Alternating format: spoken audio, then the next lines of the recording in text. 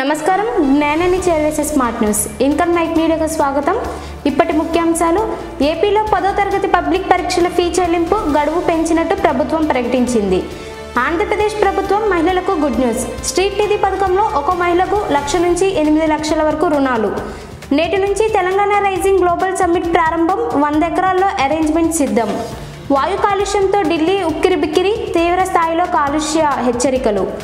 AI demand పెరిగింది. Gemini, గార్క్, deep seek, Perplexity వంటి tools high trend. నీ భార్యను ఇండియాకి పంపే అని జేడీ వ్యాన్స్ పై నెటిజన్స్ ఫైర్. థాయిలాండ్ కాంబోడియా సరిహద్దుల్లో టెన్షన్స్ పెరగడంతో థాయిలాండ్ ఎయిర్ స్ట్రైక్స్ ప్రారంభించింది. ఈరోజు సెన్సెక్స్ కొంచెం పెరిగింది. నిఫ్టీ కూడా స్వల్ప మార్పులు.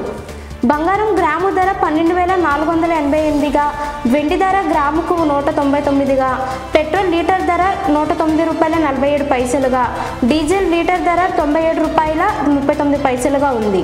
For more updates like, share and subscribe to Income Mike media.